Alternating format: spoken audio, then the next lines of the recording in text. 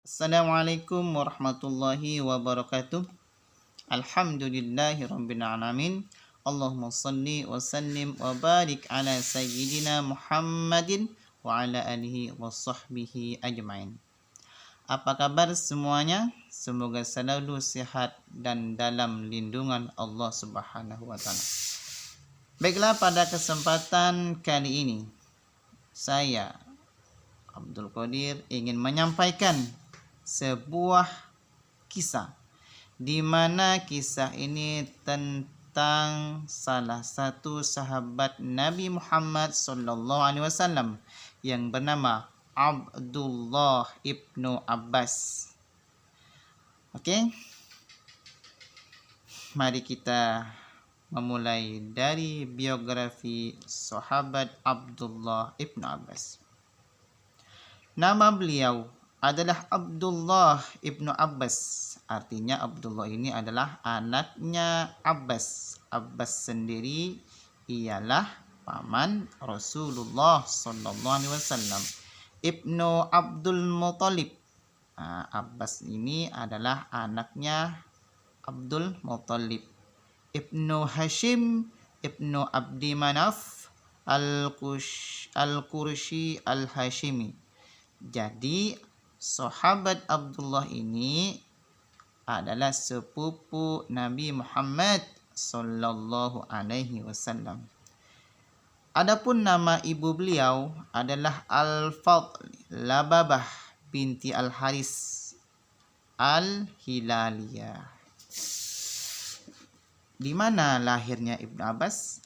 Ibnu Abbas dilahirkan di Syam ketika orang-orang kafir Quraisy memboikot Rasulullah dan para sahabat. Hal tersebut terjadi 3 tahun sebelum hijrah. Jadi lahirnya itu di Syam, di saat Nabi Muhammad beserta kaum muslimin diboikot oleh orang-orang kafir Quraisy. Kurang lebih selama 3 tahun. Disitulah penderitaan Nabi Muhammad, keluarga Nabi, sahabat Nabi beserta kaum muslimin, sehingga pun Nabi Muhammad beserta kaum muslimin merasakan kelaparan, intimidasi, ancaman, dan boikot dari segala macam usaha-usaha yang dilakukan oleh orang-orang kafir Quraisy. Nah, pada masa itulah sahabat Abdullah ibnu Abbas ini dilahirkan. Diriwayatkan bahwa Ibnu Abbas adalah seorang laki-laki yang putih, berarti kulitnya putih ya, tinggi, gemuk dan berwajah cemerlang. Ibnu Abbas hidup menemani hari-hari Rasulullah. Dia banyak menerima hadis dari Rasulullah SAW. Sebab kesehariannya selalu bersama Nabi, sehingga beliau pun banyak menghafal hadis-hadis Rasulullah SAW. Berapakah total yang dihafal? Total hadis yang diterimanya berjumlah sekitar 1660 hadis.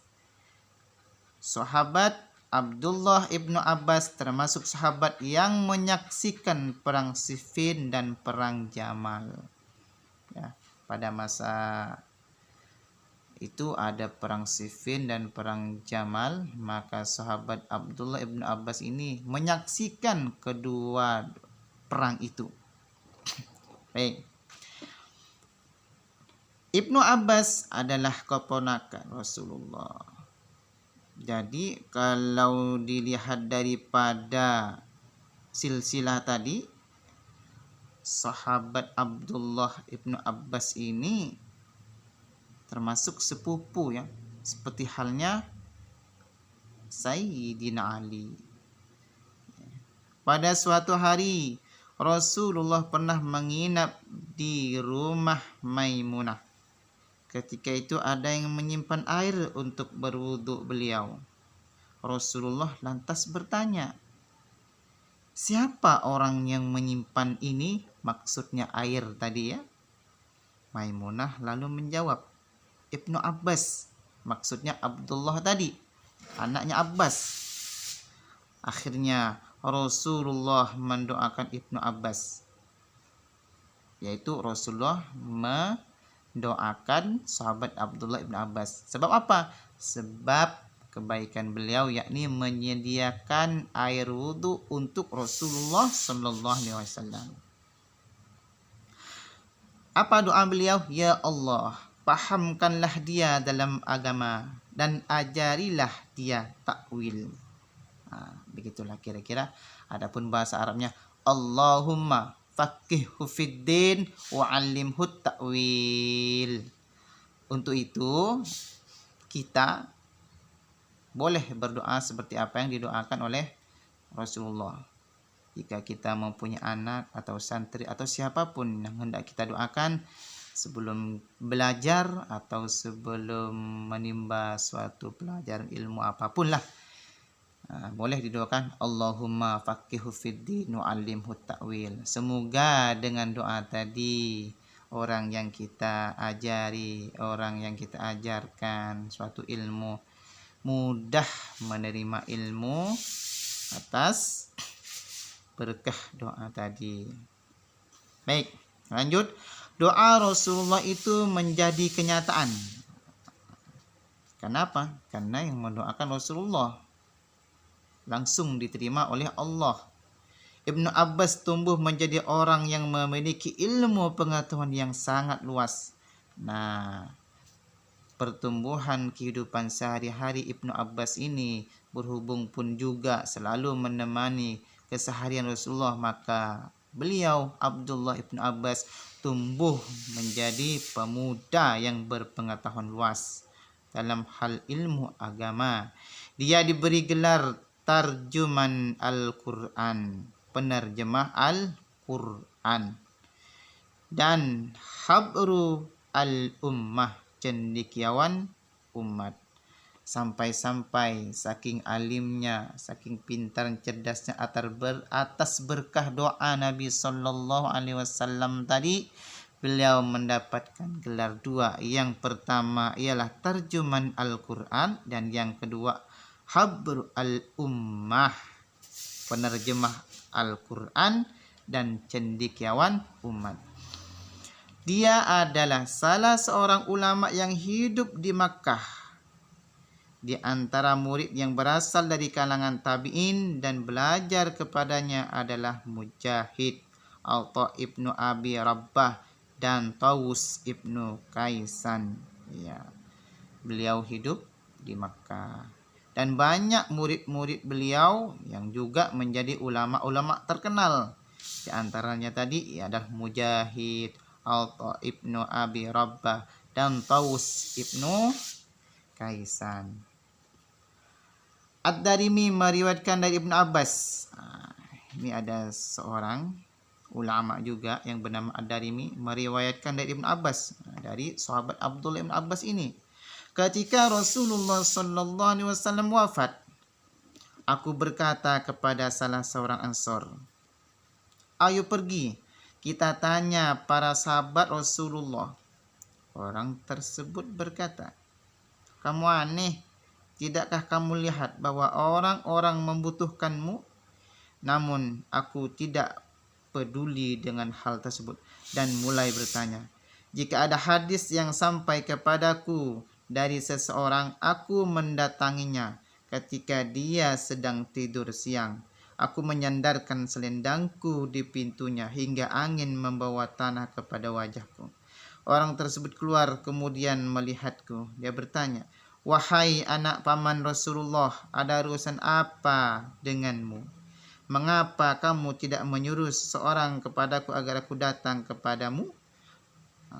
Aku menjawab, maksudnya sahabat Abdullah bin Abbas ini, tidak, aku yang lebih berhak mendatangimu, kata Abdullah bin Abbas. Aku pun bertanya hadis kepadanya, lalu laki-laki yang ditinggalkan tadi datang hingga melihatku. Ketika itu orang-orang mengurumuni aku. Dia berkata, pemuda ini lebih pintar dariku. Artinya sahabat Abdullah bin Abbas ini pernah ingin menanyakan suatu hadis kepada seorang. Lalu ketika sampai ke rumahnya, beliau itu menyimpankan selendangnya di pintu orang yang didatangi tadi, sehingga pun tertidur dan ibaratkan ketika tertidur ada debu yang mengenai wajah beliau sehingga beliau terbangun, dan ketika terbuka pintu maka orang yang didatangi tadi, maksud orang yang mau ditanya hadis tadi, menanyakan, mengapa kamu wahai anak paman Rasulullah, maksudnya ya tadi wahai Abdullah ibnu Abbas, begitulah bahasanya ya, mengapa kamu tidak menyuruh orang saja agar aku mendatangimu, maksudnya kamu tak usah repot-repot ke sini, biar aku sajalah yang datang kepadamu. Namun apa? Karena tawaduknya beliau ingin mengatakan suatu hadis, maka beliau yang datang sendiri. Itulah salah satu sifat tawaduknya sahabat Abdullah ibnu Abbas, ketika beliau membutuhkan suatu keterangan atau misalnya ingin menuntut suatu ilmu, beliau yang datang pada seorang tersebut. Itulah salah satu tawaduknya beliau. Terus akhirnya setelah bertemu dan berbincang-bincang, dan ketika keluar bertemu di kerumunan banyak orang, lalu orang yang ditanya tadi mengatakan bahwa pemuda ini lebih pintar dariku. Maksudnya pemuda ini adalah Abdullah ibnu Abbas, itu lebih pintar dariku, dari orang tadi yang didatangi Abdullah ibnu Abbas yang bermaksud untuk ditanya ilmu tersebut. Oke, lanjut. Peristiwa tersebut menunjukkan kepada kita tentang kecintaan Ibnu Abbas yang sangat tinggi terhadap ilmu pengetahuan. Ya, jika kita memang cinta kepada suatu ilmu pengetahuan, maka kita harus mendatanginya, harus meraihnya, meraih cita-cita. Dimanapun tempatnya, sejauh apapun tempat ilmu itu, harus kita datangi. Walaupun jalannya terjal, bebukitan, turun lembah-lembah, walaupun dihadang lautan api, ketika seseorang mencintai ilmu pengetahuan akan dilaluinya. Untuk itu kita selalu semangat mencintai ilmu agar sesuai dengan firman Allah Subhanahu wa taala, yarfa'illahu allazina amanu minkum wallazina utul ilma darajat. Allah mengangkat derajat orang-orang yang beriman dan orang-orang yang mempunyai ilmu beberapa derajat. Dalam sebuah riwayat, Ibnu Abi Rafi berkata, Ibnu Abbas pernah datang kepada Abu Rafi dan bertanya, apa yang pernah dilakukan oleh Rasulullah pada hari anu? Ketika itu Ibnu Abbas membawa orang yang menulis apa yang dikatakannya. Artinya Ibnu Abi Rafi ini bercerita bahwa suatu ketika Abu Rafi ini pernah didatangi oleh sahabat Abdullah bin Abbas, menanyakan tentang keseharian Rasulullah, apa yang dibuat Rasulullah pada hari. Ketika itu Ibnu Abbas membawa orang yang menulis. Artinya Ibnu Abbas ini ingin menanyakan tentang Rasulullah kepada Abu Rafi, sehingga saking semangatnya beliau mencatat, menulis apa yang ingin dijelaskan oleh Abu Rafi. Jadi kita apabila ingin belajar suatu ilmu, ya tentu harus membawa catatan, membawa pulpen kah, membawa tinta kah, atau pensil kah, atau sejenisnya lah, untuk menulis apa yang dijelaskan oleh orang yang lebih berpengetahuan dari kita. Misalnya kita ini ingin menuntut ilmu kepada seorang, maka kita harus siap bawa pulpen, bawa buku atau apalah untuk mencatat apa yang dijelaskan atau diterangkan oleh seseorang tersebut, misalnya guru lah begitu ya. Ali ibnu Abi Thalib pernah berkata tentang Ibnu Abbas. Ini pernyataan sahabat Ali radhiyallahu anhu. Dia adalah ghawash, penyelam. Sedangkan Ibnu Mas'ud pernah berkata, Sebaik-baik penerjemah Al-Quran adalah Ibnu Abbas. Ibnu Abbas ini, Abdullah bin Abbas, sebaik-baik penerjemah Al-Quran. Ibnu Umar pernah ditanya tentang sebuah hal. Dia menjawab, tanyakanlah kepada Ibnu Abbas karena dia lebih mengetahui sisa ayat yang diturunkan kepada Nabi Muhammad. Artinya Ibnu Umar ini juga pintar tentang Al-Quran. Namun ketika ditanya, malah Ibnu Umar ini menyodorkannya kepada Abdullah ibnu Abbas radhiyallahu anhu. Kenapa? Menurut Ibnu Umar, Abdullah ibnu Abbas ini lebih alim, lebih pintar, lebih memahami daripada Ibnu Umar. Karena tingkat keilmuan yang sangat luas, Ibnu Abbas pun menjadi imam dalam bidang tafsir. Dalam bidang tafsir, Ibnu Abbas adalah imamnya. Dalam bidang hadis, fiqih, dan syair. Atta juga pernah berkata, aku tidak pernah melihat satu majlis yang lebih mulia daripada majlis Ibnu Abbas. Dia orang yang paling banyak mengetahui fikih dan paling besar rasa takutnya. Ini pernyataan salah seorang ulama, yaitu Atta, muridnya sendiri. Ahli Al-Quran ada bersamanya dan ahli syair ada bersamanya. Dia memberikan ilmu kepada mereka dari lembah yang luas. Mujahid berkata, ini pernyataan Imam Mujahid nih. Apa kata Imam Mujahid? Ibnu Abbas disebut Al-Bahru, laut, karena ilmunya yang luas. Itu pernyataan salah seorang ulama.